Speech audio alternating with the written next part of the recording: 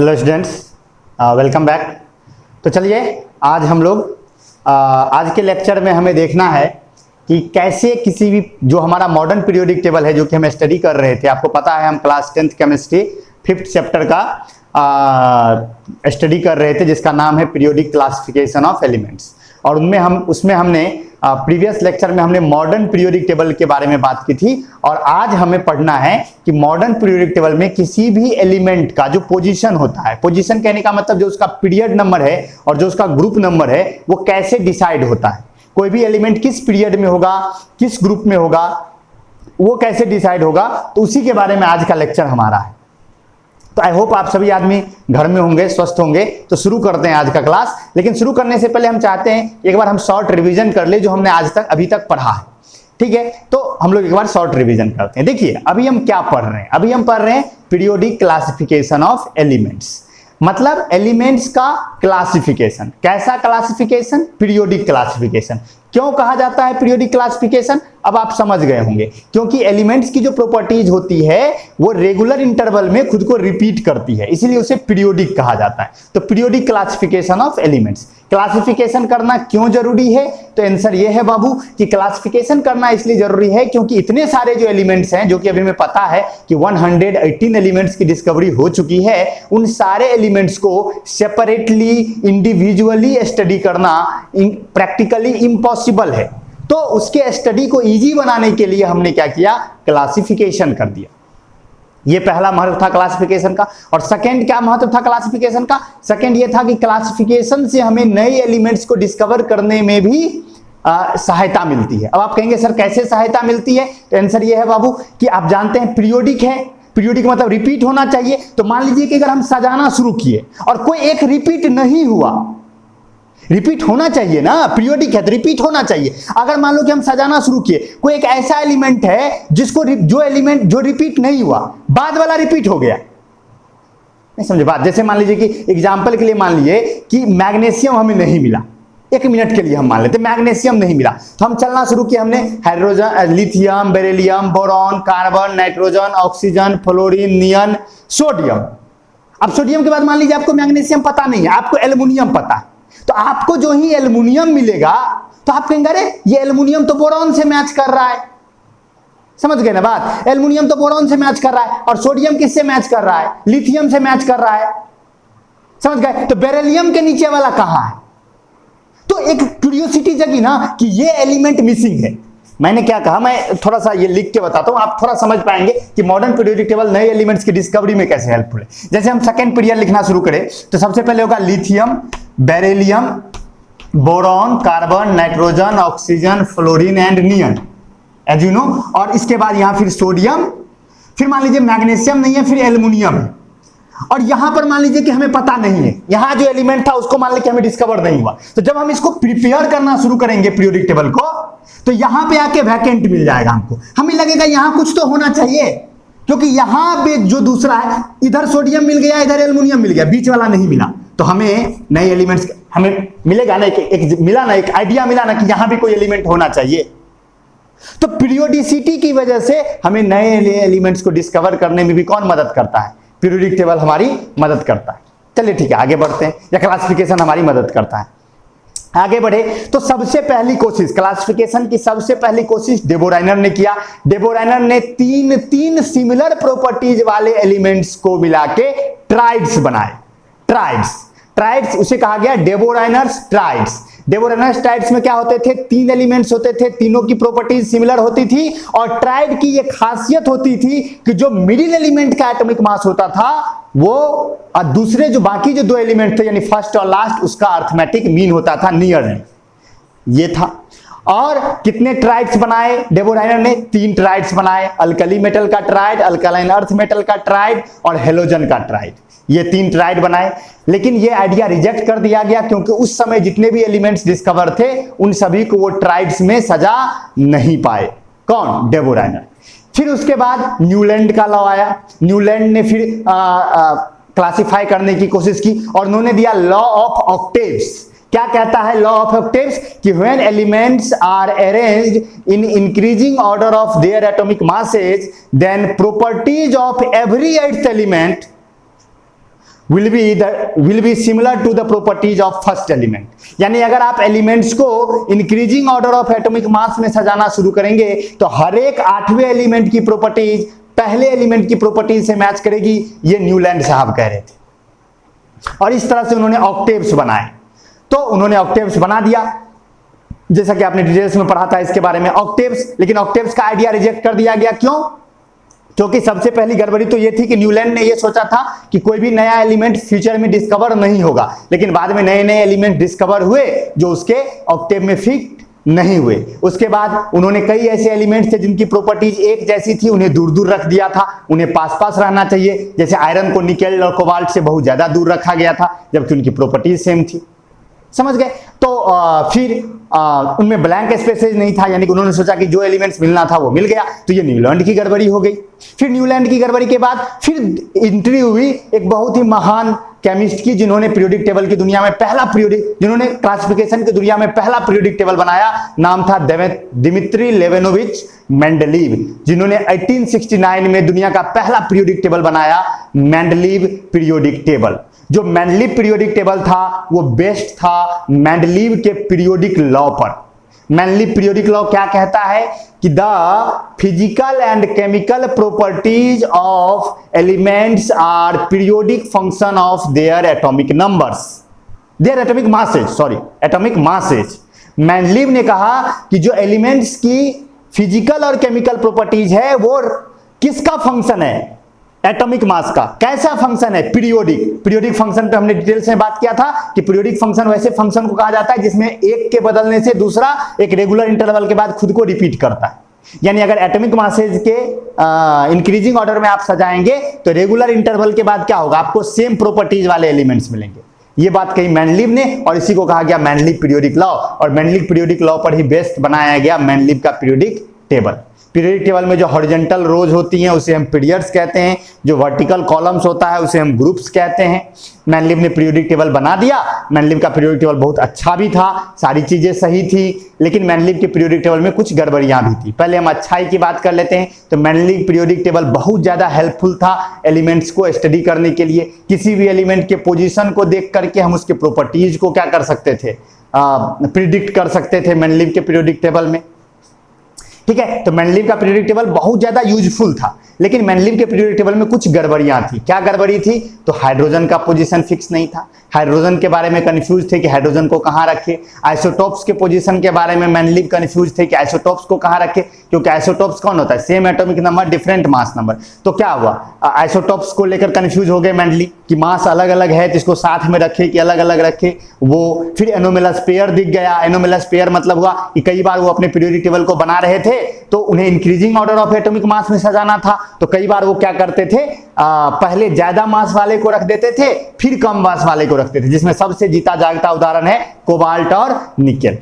ठीक है, निकेल का कोबाल्ट का जो मास है वो 58.9 है और निकेल का जो है वो 58.6 है। तो पहले निकेल को रखा जाना चाहिए, बाद में कोबाल्ट को, लेकिन मेंडलीव के पीरियोडिक टेबल में पहले कोबाल्ट को रखा गया, बाद में निकेल को रखा गया। उसका भी वो आंसर नहीं दे पाए। तो एनोमेलस पेयर दिख गया। प्लस लेंथेनाइड एक्टेनाइड के पोजीशन पर उन्होंने कोई कमेंट नहीं किया। वेरिएबल वैलेंसीज पे उन्होंने बात नहीं की। वेरिएबल वैलेंसी क्यों होता है? क्योंकि वो कैसे प्रॉपर्टीज को डिसाइड कर रहे थे? हाइड्राइड और ऑक्साइड के फॉर्मूला से। मेंडलीव जो किसी भी एलिमेंट की प्रॉपर्टीज को डिसाइड कर रहे थे उसके हाइड्राइड और ऑक्साइड के फॉर्मूला से डिसाइड कर रहे थे कि ऑक्साइड का फॉर्मूला एक जैसा तो एक जैसे प्रॉपर्टीज। लेकिन अब आयरन का एग्जांपल ले लीजिए तो तीन ऑक्साइड होता है, Fe2O, Fe2O3, Fe3O4। तो सवाल उठता है कि तीन को ऑक्साइड का फॉर्मूला है तो आप किसको मेन मानिएगा? तो ऐसे बहुत से क्वेश्चंस थे जिन पे मेंडलीव ने कोई बात नहीं की। फिर उसके बाद एंट्री होती है हेनरी मोसले की, जिन्होंने 1913 में दुनिया को एटॉमिक नंबर का आइडिया दिया और उन्होंने कहा कि atomic number is more fundamental than atomic mass. यानी एटॉमिक नंबर जो है वो किसी भी एलिमेंट का फंडामेंटल प्रॉपर्टी है, एटॉमिक मास फंडामेंटल प्रॉपर्टी नहीं है। सारी चीजें एटॉमिक नंबर से डिसाइड होती है, एटॉमिक मास से डिसाइड नहीं होती है। ये कहा उन्होंने और उन्होंने नया पीरियोडिक लॉ दिया, जो कि मेंडलीव का पीरियोडिक लॉ पहले चल रहा था, उसको बदल के उन्होंने मॉडर्न पीरियोडिक लॉ दिया। और मॉडर्न पीरियोडिक लॉ कहता है कि the physical and chemical properties of an element is periodic function of their atomic numbers, यानी उसके एटॉमिक नंबर का पीरियोडिक फंक्शन है। यानी वो कह रहे थे, मेंडलीव कह रहे थे कि मास का पीरियोडिक फंक्शन है, मोसले ने कहा नहीं, नंबर का पीरियोडिक फंक्शन है। और उन्होंने कहा कि if elements are arranged in increasing order of their atomic number then after regular interval properties of elements repeats itself, यानी खुद को क्या करेगा, रिपीट करेगा।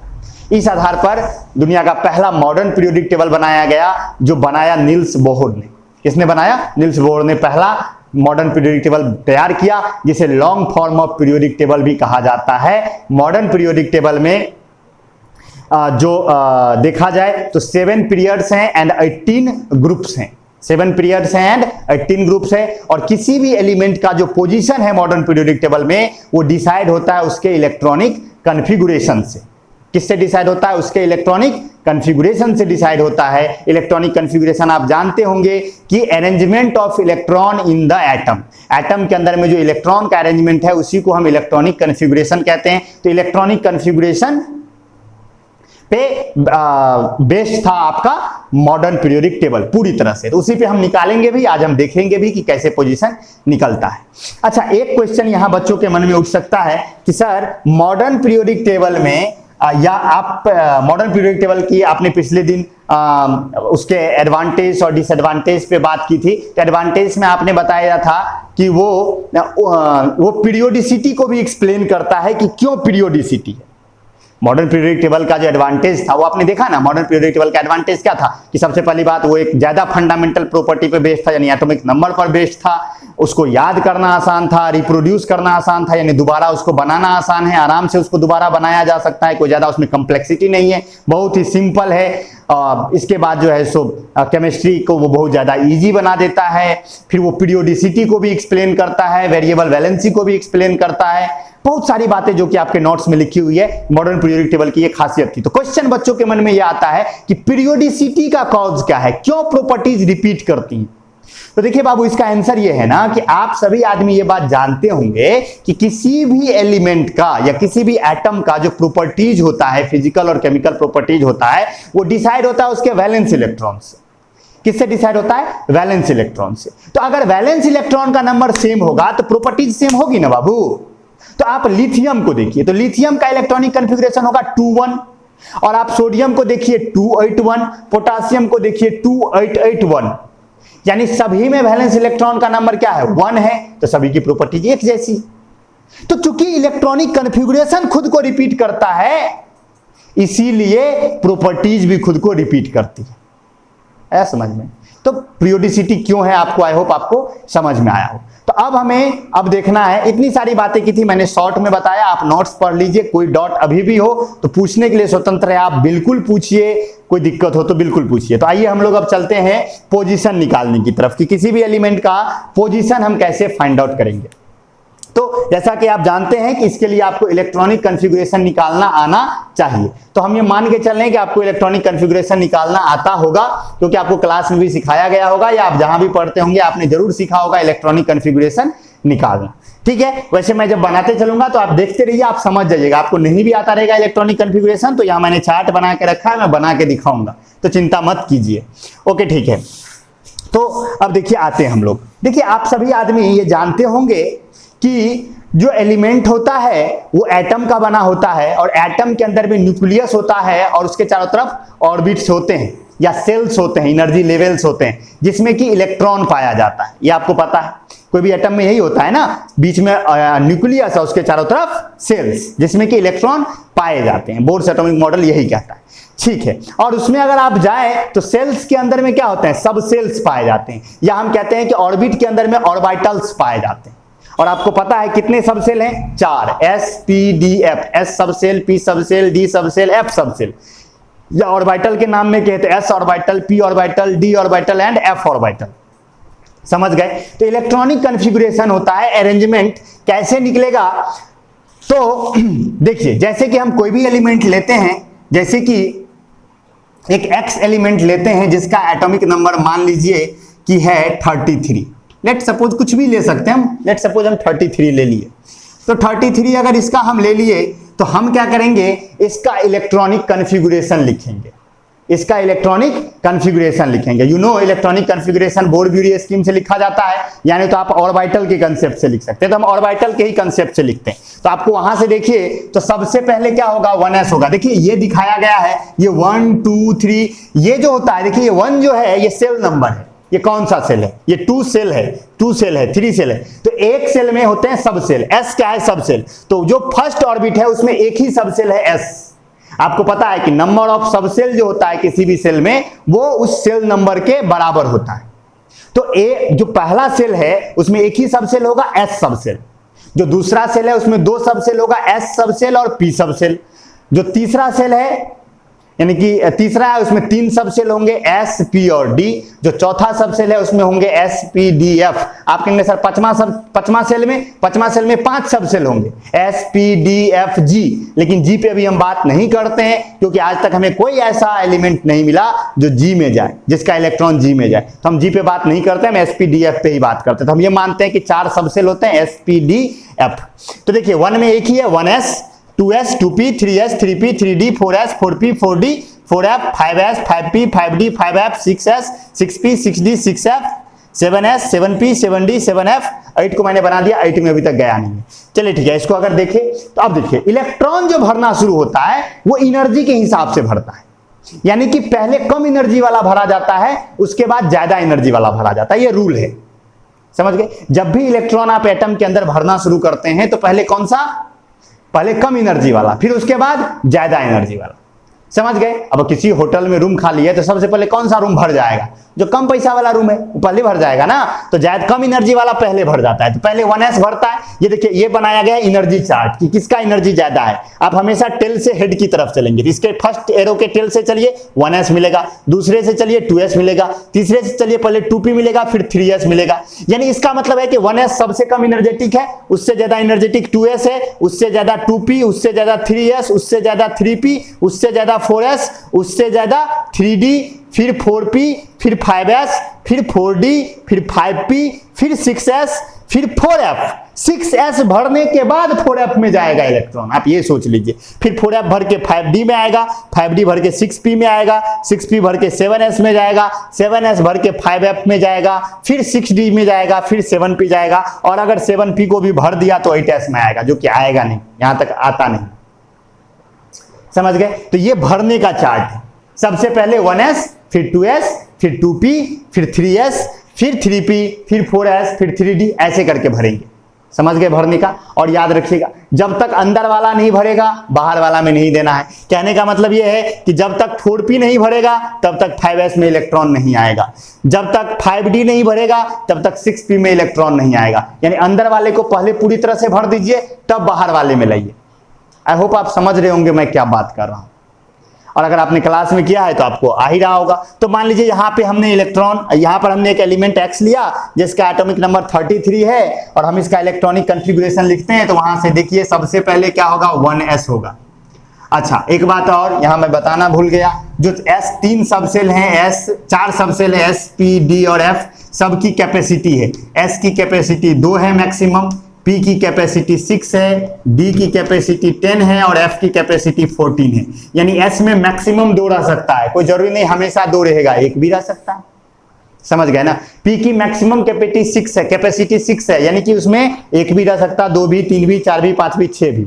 अगर F की 14 है तो यानी 1 से लेकर 14 के बीच में कोई भी इलेक्ट्रॉन इसमें रह सकता है। आई होप आप समझ रहे होंगे।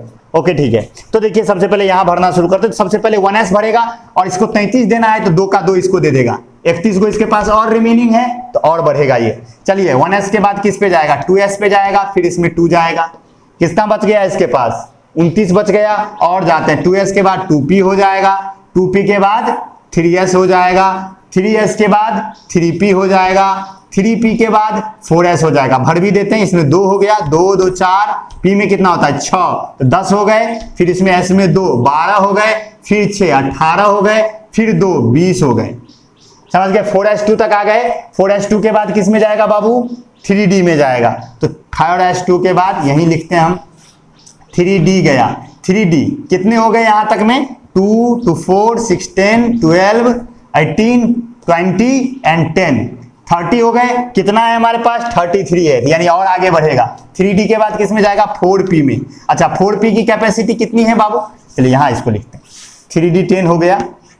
अब 3D 10 के बाद 4P में गया, 4P की कैपेसिटी 6 है, P की कैपेसिटी कितनी है बाबू 6 है, लेकिन 6 नहीं होगा, क्यों, क्योंकि इसके पास 33 ही है, तो कैपेसिटी भले ही 6 की हो, लेकिन खाली तो आपके पास 3 ही है ना, तो आप 3 ही देंगे, तो आपने 3 दे दिया। तो क्या इलेक्ट्रॉनिक कॉन्फ़िगरेशन तैयार है, बिल्कुल तैयार है। इसके इलेक्ट्रॉनिक कॉन्फ़िगरेशन को अगर आप एक जनरल फॉर्म देना चाहें, इसे आप जनरल फॉर्म दे सकते हैं। क्या, पहले ऑर्बिट में कै गो है 2 है, तो 2, दूसरे ऑर्बिट में 2 बार है, तो 6 2 8 इलेक्ट्रॉन है दूसरे ऑर्बिट में।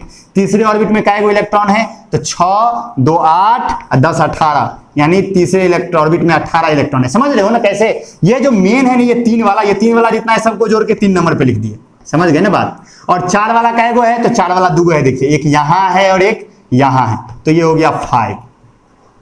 तो ये हो गया इसका इलेक्ट्रॉनिक कॉन्फ़िगरेशन EC, समझ गए, ये हो गया इलेक्ट्रॉनिक कॉन्फ़िगरेशन। अरेंजमेंट दिखा दिया कि ये जो X एलिमेंट है उसके एक एटम के अंदर में पहले ऑर्बिट में 2 इलेक्ट्रॉन है, दूसरे ऑर्बिट में 8, तीसरे में 18, चौथे में 5। अब देखिए ये जो पांचवा है, ये 5 जो आया आपको, ये लास्ट ऑर्बिट है, ये लास्ट ऑर्बिट है ना, इसे हम कहते हैं वैलेंस ऑर्बिट, या इसे हम कहते हैं वैलेंस इलेक्ट्रॉन्स, इसे हम कहते हैं वैलेंस इलेक्ट्रॉन्स, इसे कहते हैं वैलेंस इलेक्ट्रॉन। और ये ऑर्बिट कहलाता है क्या, वैलेंस ऑर्बिट। जो लास्ट ऑर्बिट होता है उसे हम कहते हैं वैलेंस ऑर्बिट, और जो इलेक्ट्रॉन होता है उसे हम कहते हैं वैलेंस इलेक्ट्रॉन।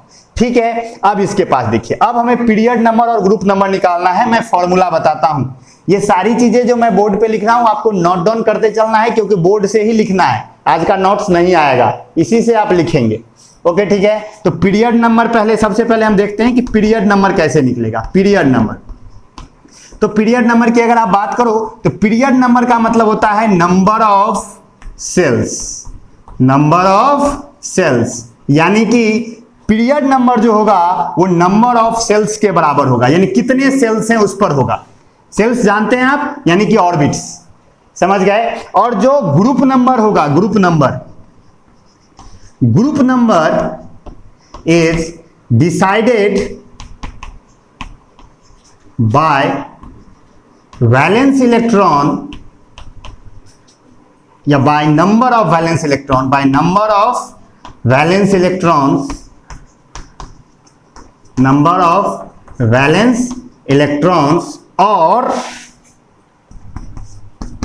और differentiating electron, differentiating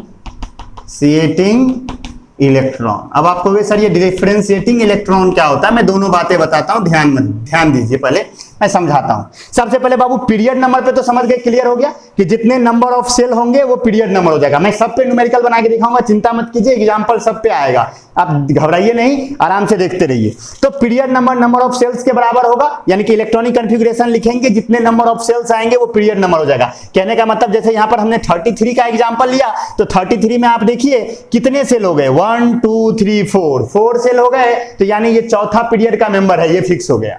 number of cell से पीरियड नंबर फिक्स हो जाता है, यानी ये चौथा पीरियड का मेंबर है। ग्रुप नंबर पे अब हमें बात करनी है, ग्रुप क्या होगा, ग्रुप 1 से 18 तक होता है, तो कौन से ग्रुप में होगा। तो ग्रुप नंबर डिसाइड करने के लिए आपके पास 2 उपाय हैं, या तो आप वैलेंस इलेक्ट्रॉन्स को देखिए, वैलेंस इलेक्ट्रॉन्स के नंबर को देखिए, या नहीं तो डिफरेंशिएटिंग इलेक्ट्रॉन को देखिए। किसको देखिए, डिफरेंशिएटिंग इलेक्ट्रॉन को। ठीक है, अब आप कहोगे सर चीज एक है और आप मेथड दो बता रहे हैं, ये कैसे हो सकता है। बिल्कुल हो सकता है बाबू।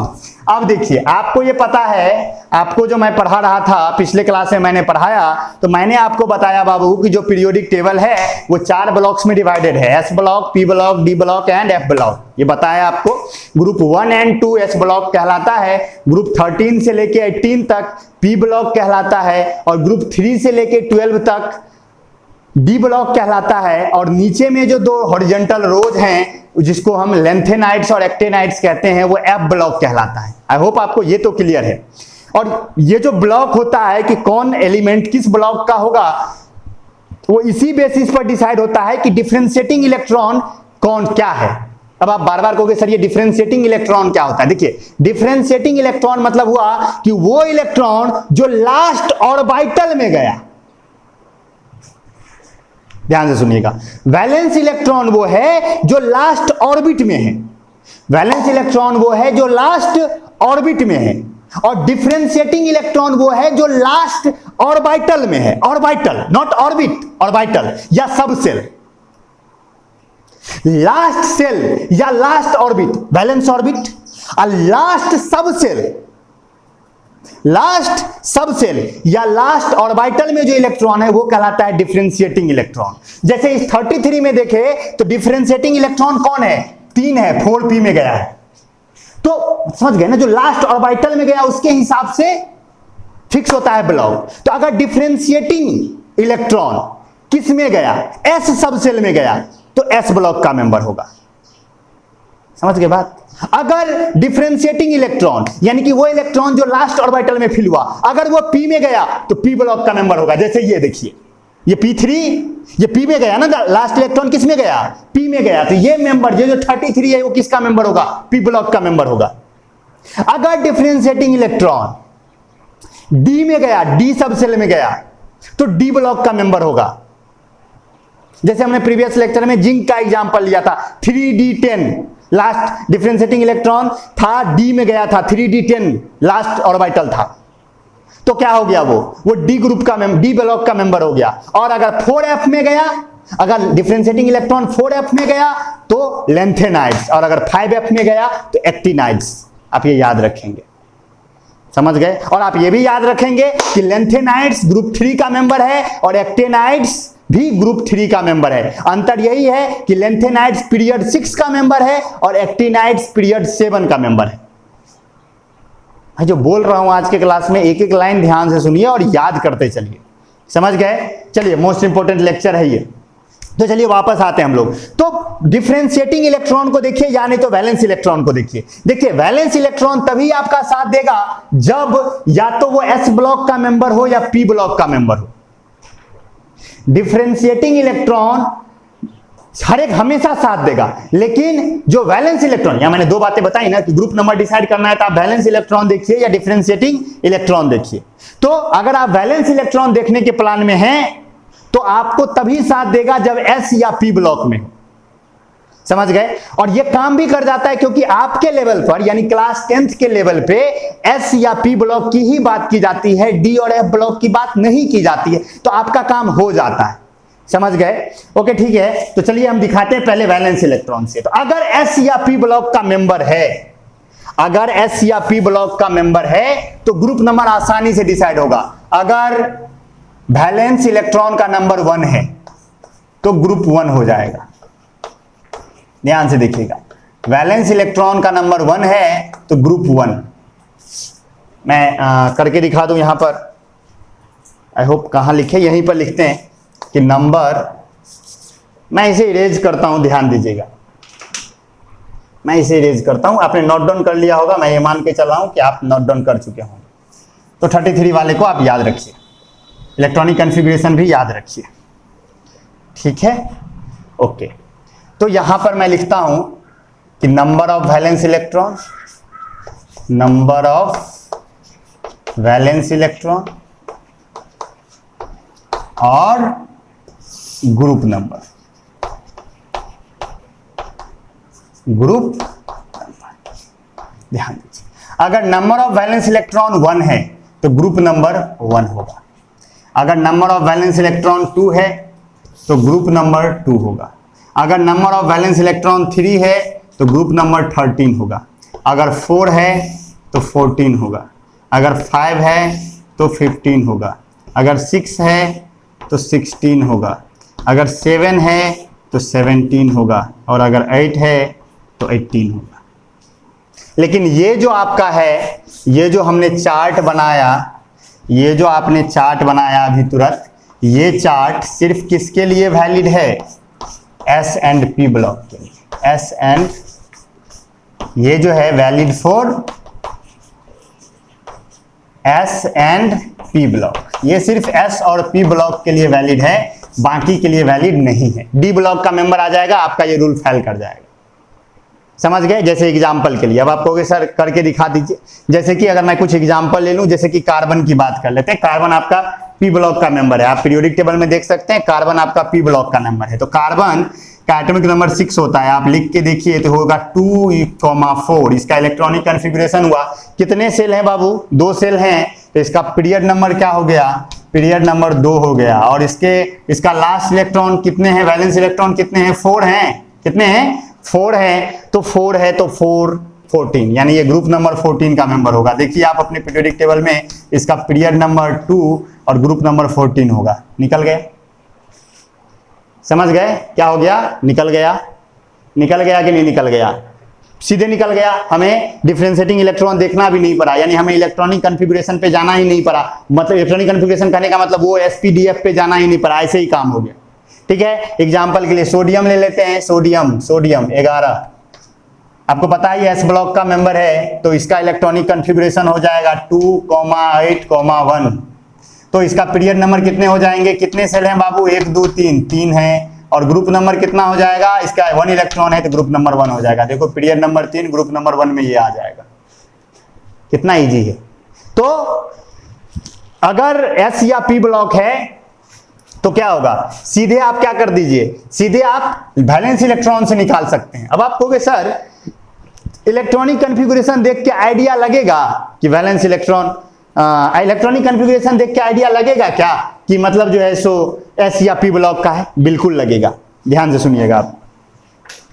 अगर इनर ऑर्बिट पूरी तरह से भरा हुआ है और सिर्फ वैलेंस ऑर्बिट ब्लैंक है, सिर्फ वैलेंस ऑर्बिट खाली है, तो पक्का वो एस और पी ब्लॉक का मेंबर होगा। ध्यान से सुनिए मैं क्या कह रहा हूं। मैं ये कह रहा हूं, ध्यान से सुनिएगा मैं क्या कर रहा हूं, एकदम कंसंट्रेट होकर। मैं ये कह रहा हूं कि अगर इनर ऑर्बिट फुल्ली फिल्ड है और सिर्फ वैकेंसी किस में है, खाली सिर्फ किस में है, अगर सिर्फ वैलेंस इलेक्ट्रॉन वैलेंस ऑर्बिट में खाली है तो वो कौन सा होगा? एस या पी ब्लॉक होगा। समझ गए? क्लियर है ना? बोर्ड स्कीम जानते हैं ना, 2n² फॉर्मूला। और एंटी पेनल्टीमेट में 32, पेनल्टीमेट में 18 और वैलेंस ऑर्बिट में 8 मैक्सिमम कैपेसिटी है। Board scheme class 9th chemistry atomic structure, I hope आपको याद होगा। तो अगर इनर ऑर्बिट कंप्लीटली फिल्ड है और सिर्फ आउटर ऑर्बिट यानी कि जो वैलेंस ऑर्बिट है उसमें वैकेंसी है तो एस या पी ब्लॉक का होगा। लेकिन अगर आउटर ऑर्बिट भी खाली है और इनर ऑर्बिट भी खाली है तो वो डी या एफ ब्लॉक का हो जाएगा। अगर अब देखो ध्यान से, देखो इलेक्ट्रॉनिक कॉन्फ़िगरेशन देख के भी आइडिया आता है। मैं एग्जांपल लूंगा, अब ध्यान दीजिएगा। मैं कह रहा हूं कि अगर इनर पूरी तरह से फिल्ड है, सिर्फ आउटर खाली है, तो वो एस या पी ब्लॉक का मेंबर होगा। आपका ये वैलेंस इलेक्ट्रॉन काम कर जाएगा। लेकिन अगर आउटर ऑर्बिट भी खाली है और इनर ऑर्बिट में भी खाली है तो वो या तो डी ब्लॉक का होगा या एफ ब्लॉक का होगा। अगर एक इनर खाली है, एक इनर, अगर इनर ऑर्बिट में सिर्फ एक इनर ऑर्बिट खाली है तो वो हो जाएगा किसका मेंबर? डी ब्लॉक का। और अगर दो इनर ऑर्बिट खाली हो जाए तो वो हो जाएगा एफ ब्लॉक का। इसीलिए तो डी ब्लॉक को ट्रांजिशन और एफ ब्लॉक को इनर ट्रांजिशन कहते थे। याद होगा मैंने कल बात की थी कि डी ब्लॉक के एलिमेंट्स को ट्रांजिशन मेटल्स कहा जाता है। क्यों? क्योंकि ट्रांजिशन मेटल को यह पहचानने का तरीका है कि उसका एक इनर ऑर्बिट खाली होता है। आउटर तो होता ही है, आउटर तो सिर्फ किसका भरता है? नोबेल गैसेस का भरता है ना। तो आउटर तो बाकी सबका खाली है ही, लेकिन डी ब्लॉक के एलिमेंट्स के को अगर आप देखोगे तो उसका एक इनर भी खाली होता है। और एफ ब्लॉक को देखोगे तो आउटर तो खाली होगा ही होगा, इनर में दो खाली होगा, यानी टोटल 3 वैकेंट ऑर्बिट है और डी में टोटल 2 वैकेंट ऑर्बिट है। आई होप आपको समझ में आया होगा। जैसे एग्जांपल के लिए मैं डी ब्लॉक का किसी एक एलिमेंट का एग्जांपल ले लूं। डी ब्लॉक एलिमेंट का कोई भी एक एग्जांपल आप ले लीजिए, उठा लीजिए। जैसे यहां मेरे हाथ में पीरियोडिक टेबल है और मैं कोई भी एग्जांपल उठा लेता हूं। जैसे एग्जांपल के लिए मैं निकेल को ले लेता हूं। निकेल एग्जांपल के लिए मैं यहां लेता हूं निकेल। ये D block element, D block ये हमें पीरियोडिक टेबल से पता है, एटॉमिक नंबर 28 है। तो ये इसका मेंबर है, डी ब्लॉक का मेंबर है। इसका इलेक्ट्रॉनिक कॉन्फ़िगरेशन जरा आप लिखिए। तो इसका इलेक्ट्रॉनिक कॉन्फ़िगरेशन अगर आप लिखिएगा 1s2 2s2 मेथड से, जो कि आप करके देख लीजिएगा, तो आप देखिएगा इसमें होगा क्या? इसमें हो जाएगा 2 8 और तीसरे ऑर्बिट में, चौथे ऑर्बिट में तो 2 तो होगा ही होगा, और जो तीसरे ऑर्बिट में होगा वो होगा 16।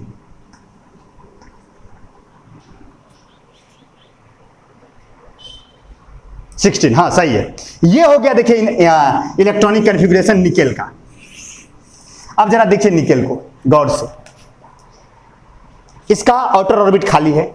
आउटर ऑर्बिट में कितना होना चाहिए? 8 होना चाहिए ना, तो आउटर तो खाली है ही बाबू, इसका आउटर खाली है, 2 ही है। और देखिए इसका जो पेनल्टी मेट है, पेनल्टी मेट कहने का मतलब लास्ट से जस्ट एक पहले वाला, उसमें 16 है। 16 क्यों? पेनल्टी मेट में तो 18 रहना चाहिए ना। पेनल्टी मेट में कितना रहना चाहिए? 18 ना, लेकिन कितना है? 16। गड़बड़ हो गया ना, इनर खाली है। फिर देखिए इसके अंदर वाला भरा हुआ है, तो यानी एक आउटर तो खाली है ही, एक उसके जस्ट अंदर वाला भी खाली है, 2 खाली है। तो ये किसका मेंबर हो गया? ट्रांजिशन का मेंबर हो गया। आया समझ में? तो अगर तो यानी कि जो ट्रांजिशन होता है उसका अंदर वाला एक ऑर्बिट खाली होता है और इनर ट्रांजिशन के अंदर वाले 2 खाली होते हैं। अगर आप एफ ब्लॉक का, आपको मैं इलेक्ट्रॉनिक कॉन्फ़िगरेशन सिखा चुका हूं, या इस मेथड से आप इलेक्ट्रॉनिक कॉन्फ़िगरेशन किसी भी एफ ब्लॉक का लिख के देखिए, पक्का वैलेंस तो खाली होगा ही होगा, उसके अंदर वाले 2 ऑर्बिट खाली होंगे, पेनल्टी मेट भी और एंटी पेनल्टी मेट भी। समझ गए आप? आई होप आपको समझ में आ रहा हो। ओके, तो चलिए ठीक है आगे बढ़ते हैं। ओके ठीक है आगे बढ़ते हैं हम लोग। तो ये हो गया। अब देखिए, तो ये सारी बातें समझ में आई, तो समझ में आया। तो वैलेंस इलेक्ट्रॉन कब साथ देगा? जब आपका मेंबर एस या पी ब्लॉक का हो। और इलेक्ट्रॉनिक कॉन्फ़िगरेशन देख के आप पहचान सकते हैं, अगर इनर भरे हुए हो और सिर्फ आउटर खाली हो तो एस या पी ब्लॉक होगा। और वैसे कंडीशन में आप वैलेंस इलेक्ट्रॉन देखिए, क्या देखिए? वैलेंस इलेक्ट्रॉन देखिए और ग्रुप नंबर पे कमेंट कर दीजिए। और यहां से आपको एक आइडिया भी आ गया कि ग्रुप 1 के जितने भी एलिमेंट है उनके वैलेंस इलेक्ट्रॉन 1 है, 2 वाले का 2 है, 13 वाले का 3 है, 14 वाले का 4 है, 15 वाले का 5 है, 16 वाले का 6 है, 17 वाले का 7 है, 18 वाले का 8 है। समझ गए? तो वैलेंस इलेक्ट्रॉन में रिलेशन और ग्रुप नंबर में रिलेशन यहां से आपको समझ में आ गया। चलिए ठीक है, इसको हम इरेज करते हैं और अब आपको हम बताते हैं कि डिफरेंशिएटिंग इलेक्ट्रॉन से कैसे निकालेंगे। डिफरेंशिएटिंग इलेक्ट्रॉन से किसी का भी निकाला जा सकता है, कोई दिक्कत नहीं है। डिफरेंशिएटिंग इलेक्ट्रॉन बड़ा कमाल का चीज है। डिफरेंशिएटिंग इलेक्ट्रॉन से आप किसी का भी पोजीशन फाइंड आउट कर सकते हैं। जैसे एग्जांपल के लिए कोई भी आर्बिट्रेरी उठाइए और निकाल दीजिए, कोई मेंबर हो, S block, P block, D block, कोई दिक्कत नहीं है। सबसे पहली बात हम सब में देखते हैं, सबसे पहले तो एस ब्लॉक की ही बात कर लेते हैं। एस ब्लॉक, फिर होगा पी ब्लॉक, आपको पता है ना, और फिर होगा डी ब्लॉक और फिर होगा एफ ब्लॉक। ये हमारे 4 ब्लॉक हैं और इससे हमें पता चलेगा, डिफरेंशिएटिंग इलेक्ट्रॉन से हमें पता चलेगा कि कौन किस ब्लॉक का मेंबर होगा। ध्यान से देखिएगा, जो ग्रुप 1 होगा, ग्रुप 1 आप जानते हैं ग्रुप 1 एस ब्लॉक का मेंबर है, तो ग्रुप 1 जो है वो सारे S1 वाले होंगे। आउटरमोस्ट ऑर्बिट जो होगा, अगर S1 हुआ, डिफरेंशिएटिंग इलेक्ट्रॉन S1 है तो ग्रुप 1 होगा, और अगर S2 है तो ग्रुप 2 होगा। समझ गए? P ब्लॉक में अगर आप देखो तो ग्रुप 13 से शुरू होता है, group 13, group 14, group 15, group 16, group 17 और ग्रुप 18। डी ब्लॉक में भी आपके हो जाएंगे, इसमें तो 10 ब्लॉक हो जाएंगे, 10 ग्रुप हो जाएंगे। Group 3, group 4, group 5, group 6, group 7, group 8, group 9, group 10, group 11 और ग्रुप 12, ग्रुप 12। और एफ ब्लॉक में अगर आप देखो, इसमें तो 2 ही हैं, लेंथेनाइट्स और एक्टिनाइड्स। तो ये सारे चार्ट हो गए। चलिए तो ठीक है, आते वापस। तो चलिए देखिए, तो ये हो गया। तो ग्रुप 13 का मेंबर कौन होगा?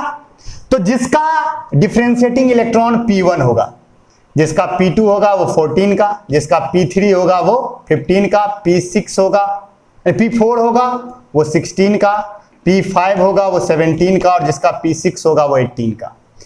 D में अगर आ जाए तो D1 वाला 3 हो जाएगा, D2 वाला 4, D3 वाला 5, D4 वाला 6, D5 वाला 7, D6 वाला 8, D7 वाला 9, D8 वाला 10, D9 वाला 11 और D10 वाला 12।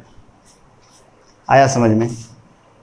यानी D से D ब्लॉक में अगर आप देखो तो डिफरेंशिएटिंग इलेक्ट्रॉन के हिसाब से सारा खेल हो गया।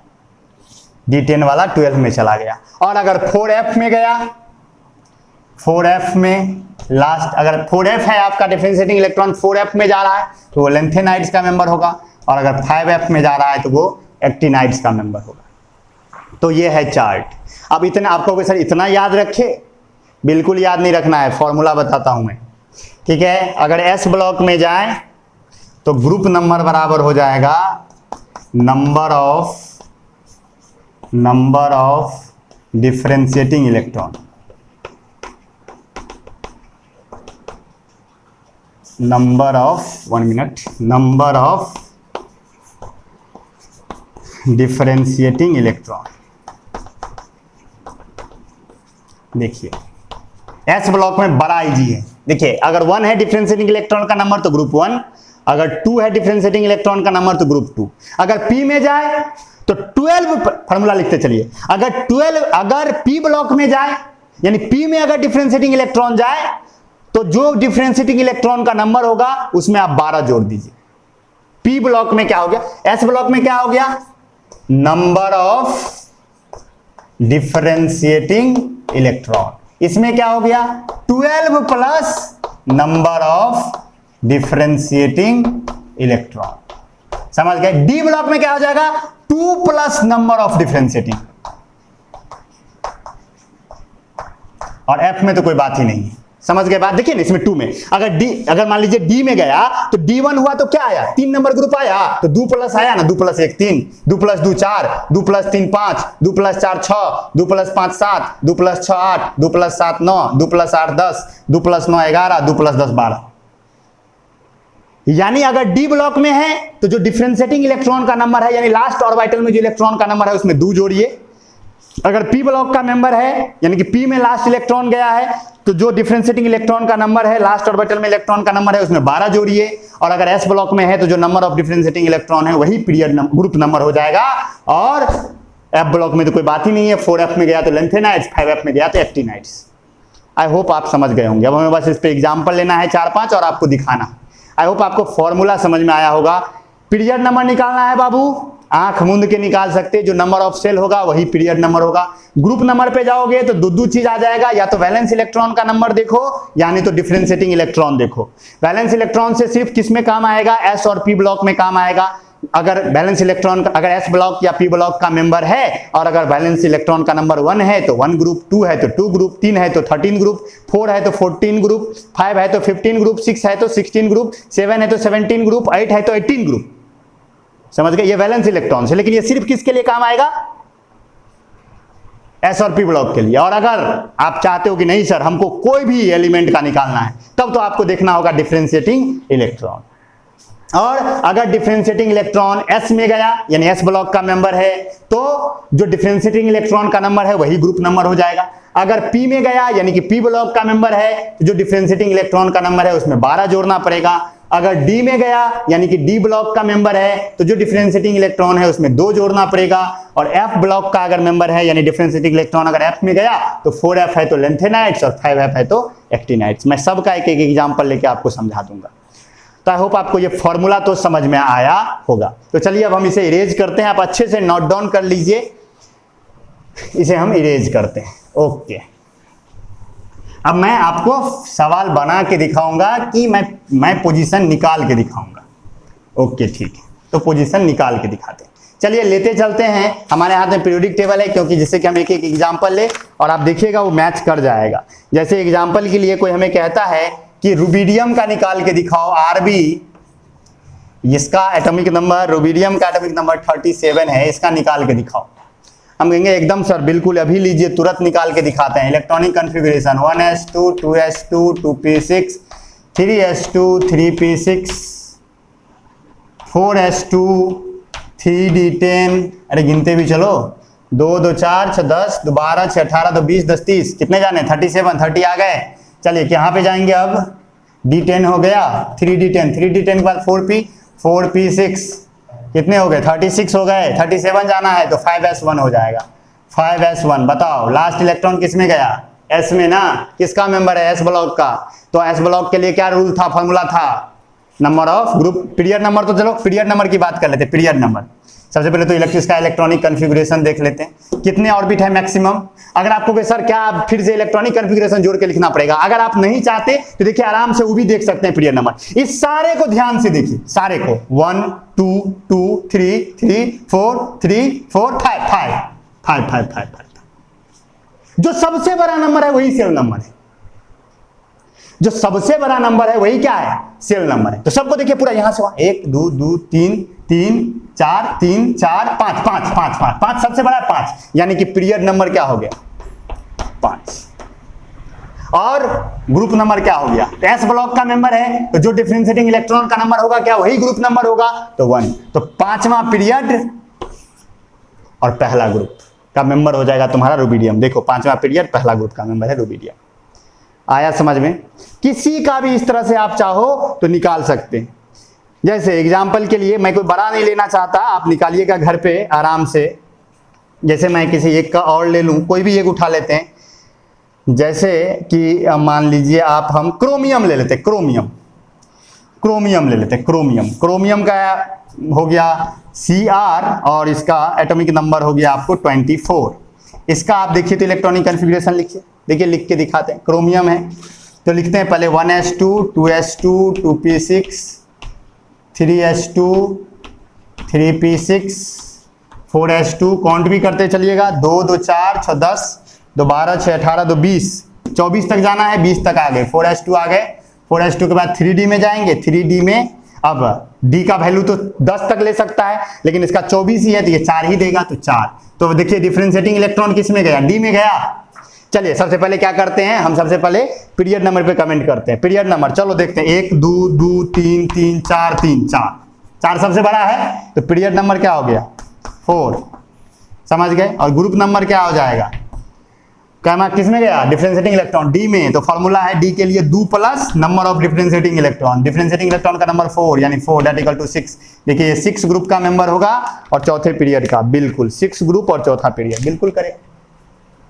आ रहा है समझ में, एकदम इजी है, बस इलेक्ट्रॉनिक कॉन्फ़िगरेशन निकालना आपको आना चाहिए।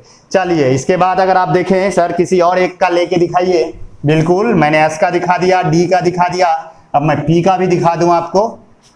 आप घर पे करके देखिएगा बाबू, मेरे भरोसे ही मत रहिएगा, आप खुद भी करके देखिएगा कि आपसे निकलता या नहीं। जैसे एग्जाम्पल के लिए फॉस्फोरस देख ले, फॉस्फोरस 15 एटॉमिक नंबर है इसका। फॉस्फोरस हमने कोई भी पी ब्लॉक का मेंबर हमें उठाना था तो हमने फॉस्फोरस को उठा लिया, पी ब्लॉक। चलिए पी ब्लॉक का मेंबर फॉस्फोरस आ जाइए, तो आपका electronic configuration 1s2 2s2 2p6 3s2 कितने हो गए, 2 2 4 6 10 2 12 15 तक जाना है, 12 हो गया, 3 बाकी है, 3s के बाद 3p6 है लेकिन 3 ही है तो 3 ही देंगे, ठीक है। तो चलिए सबसे पहले पीरियड नंबर पे कमेंट करते हैं, 1 2 2 3 3 3 3 मैक्सिमम 3 3। चलो तो पीरियड नंबर क्या हो गया 3 हो गया। ग्रुप नंबर क्या हो गया, तो लास्ट गया पी में, तो फार्मूला है 12 plus number of differentiating electron, number of differentiating electron third 3, 12 plus 3 that equal to 15। कितना इजी, निकाल दिया ना। अरे आया बुआ। यानी जो ही हमें ग्रुप नंबर दिखाना होगा तो हमें सबसे पहले डिफरेंशिएटिंग इलेक्ट्रॉन ढूंढना होगा कि कौन सा ऑर्बिटल आखिरी ऑर्बिटल है, ढूंढो और निशाना लगा दो। S है तो जो डिफरेंशिएटिंग इलेक्ट्रॉन का नंबर है वही, अगर P है तो 12 प्लस डिफरेंशिएटिंग इलेक्ट्रॉन का नंबर, और अगर D है तो 2 प्लस डिफरेंशिएटिंग इलेक्ट्रॉन का नंबर। और F में तो कोई दिक्कत ही नहीं, F में तो अगर 4F है तो लेंथेनाइट, 5F है तो एक्टिनाइट्स। तो आई होप आपको पोजीशन समझ में आया हो। इस तरह से आप किसी भी एलिमेंट का पोजीशन बता सकते हैं कि वो मॉडर्न पीरियोडिक टेबल में उसका ग्रुप नंबर क्या होगा और उसका पीरियड नंबर क्या होगा। अगर आपको अभी भी कोई डाउट है तो आप एकदम पूछ सकते हैं, कोई भी दिक्कत होगा सॉल्व किया जाएगा, तो आप जरूर पूछिएगा। चलिए, एक चीज जो कल के कुछ बच्चों का प्रॉब्लम आया था कि sir alkali metal, alkaline metal, halogens का क्या मीनिंग है, तो वो मैं बता दूं, वो मुझे छूट गया था, स्टार्टिंग में ही मुझे मेंशन करना था, मैं बता देता हूं। देखिए, अल्कली मेटल्स ग्रुप 1 के मेटल को अगर आप देखोगे तो एस ब्लॉक और पी ब्लॉक के हर एक ग्रुप को कुछ ना कुछ नाम दिया गया है। जैसे ग्रुप 1 को अल्कली मेटल्स कहा गया है, ग्रुप 2 को अल्कलाइन अर्थ मेटल्स कहा गया है, ग्रुप 13 को बोरॉन फैमिली कहा गया है, ग्रुप 14 को कार्बन फैमिली कहा गया है, ग्रुप 15 को नाइट्रोजन फैमिली कहा गया है, ग्रुप 16 को ऑक्सीजन फैमिली कहा गया है, ग्रुप 17 को हेलोजेंस कहा गया है, और ग्रुप 18 को इनर्ट गैसेज या नोबल गैसेज कहा गया है। ये पूरा का पूरा चार्ट है, ठीक है। तो सबसे पहले इसमें अब बोरोन फैमिली, कार्बन फैमिली, ये सब तो समझ में आया। मेन है कि अल्कली, अल्कलाइन और हेलोजन क्या है। देखिए, अल्कली मेटल्स वो मेटल्स होते हैं जिसका जो स्ट्रॉन्ग बेस फॉर्म करते हैं। देखिए, जो अब आप पढ़ेंगे ना तो आप देखेंगे कि जितने भी बेस होते हैं उनमें मेटल होता है, तो वैसे मेटल्स जो स्ट्रॉन्ग बेस फॉर्म करते हैं वो अल्कली कहलाते हैं। इसीलिए जो पहले ग्रुप के जो मेंबर्स हैं वो स्ट्रॉन्ग बेस बनाते हैं, स्ट्रॉन्ग बेस फॉर्म करते हैं, इसलिए उसे अल्कली मेटल्स कहा जाता है। ठीक है, तो अल्कली मेटल्स क्यों कहा जाता है समझ में आया? Because they form strong bases, their oxides are strong bases. Okay, and the second is alkaline earth metal. What do you mean by alkaline earth metal? Alkaline earth metals इसलिए कहा जाता है, alkaline के मेंबर्स कौन से हो जाएंगे? Beryllium, magnesium, calcium, स्ट्रॉन्ट, ये हो जाएंगे सारे के सारे मेंबर। तो अगर आप इसको देखेंगे तो इसमें क्या खासियत है, तो ये जितने भी हैं, ये जो चार हैं, बेरिलियम, मैग्नीशियम, कैल्शियम, स्ट्रोंटियम, ये जितने भी हैं ये सब क्या करते हैं, ये सब रॉकी एलिमेंट्स हैं। रॉकी एलिमेंट्स यानी कि जो अर्थ के क्रस्ट में जो रॉक है ना, जो पत्थर पहाड़ का टुकड़ा है, आपको पता है अर्थ के अंदर में जो क्रस्ट है वो रॉक्स हैं, उन रॉक्स में पाया जाते हैं ये मेटल्स। उन्हीं रॉक्स में पाए जाने की वजह से इन्हें अल्कलाइन अर्थ मेटल्स कहते हैं। तो अर्थ मेटल्स इसलिए कहा जाता है क्योंकि वो अर्थ के रॉक्स में पाए जाते हैं, और अल्कलाइन इसलिए क्योंकि ये भी नेचर में बेसिक होते हैं। तो अल्कलाइन अर्थ मेटल्स आपको समझ में आया होगा। और हेलोजेंस, सवाल उठता है ग्रुप 17 को हेलोजेंस क्यों कहा जाता है? इसलिए हेलोजेंस किया जाता है क्योंकि हेलोजन का मतलब होता है साल्ट्स फॉर्मिंग, क्योंकि जितने भी ग्रुप 17 के मेंबर्स हैं वो साल्ट बनाते हैं। सी के अंदर में जितने भी साल्ट हैं, समुद्र के अंदर में जितने भी साल्ट हैं वो किससे बनता है? सी साल्ट किससे बनता है? वो बनता है हेलोजेंस से ही। तो इसीलिए हेलोजेंस सी साल्ट फॉर्मर है, इसलिए उसे हेलोजेंस कहा जाता है। समझ गया? नोबल गैसेज, इनर्ट गैसेज क्यों कहा जाता है? नोबल गैसेज इसलिए क्योंकि सारे एलिमेंट्स उनके जैसा इलेक्ट्रॉनिक कॉन्फ़िगरेशन पाना चाहते हैं, इसलिए नोबल गैसेज। इनर्ट गैसेज इसलिए क्योंकि वो रिएक्शन नहीं करते हैं, इसलिए इनर्ट गैसेज। आई होप ये समझ में आ गया हो आपको। अब देखिए एक और बात है जो हमें समझाना था, जो ऑक्सीजन फैमिली है उसको कई जगह पर चैल्कोजेंस भी कहा जाता है। चैल्कोजेंस, ऑक्सीजन फैमिली को चैल्कोजेंस भी कहा जाता है। CHALCOGENS, आप चाहे तो लिख सकते हैं चैल्कोजेंस, CHALCOGENS, चैल्कोजेंस। क्यों कहा जाता है चैल्कोजेंस? चैल्कोजेंस मतलब होता है और फॉर्मिंग। जब आप मेटल पढ़ेंगे तो आप देखेंगे मेटल के ओर होते हैं। मेटल, जितने भी मेटल हम प्राप्त करते हैं वो अर्थ के क्रस्ट से ही प्राप्त करते हैं और उसके ओर से ही प्राप्त करते हैं। जिनसे हम मेटल को प्राप्त कर सकते हैं, जिन मिनरल्स से, उन्हें हम ओर कहते हैं। तो ओर जो होता है उनमें मेनली मेटल के साथ क्या पाया जाता है? ऑक्सीजन फैमिली के ही मेंबर्स पाए जाते हैं, इसीलिए उसे चैल्कोजेंस कहा जाता है। क्या कहा जाता है? चैल्कोजेंस कहा जाता है। आई होप आपको समझ में आया होगा, पोजीशन निकालना समझ में आया होगा। आप आराम से पीरियोडिक टेबल उठाइए और कोई भी आर्बिट्रेरी रूप से कोई भी एटॉमिक नंबर उठा लीजिए और उसका पोजीशन और पीरियड नंबर आंख मूंद के निकालिए, देखिए निकलता है कि नहीं। अगर निकल जाता है मतलब आप सीख गए, अगर नहीं निकलता है मतलब प्रॉब्लम है, डाउट पूछिए। आई होप आपको समझ में आया होगा सारी चीजें। तो हम लोग मिलते हैं नेक्स्ट क्लास में, और नेक्स्ट क्लास जो होगा वो हमारे इस चैप्टर का आखिरी क्लास होगा। See you soon, bye bye, take care.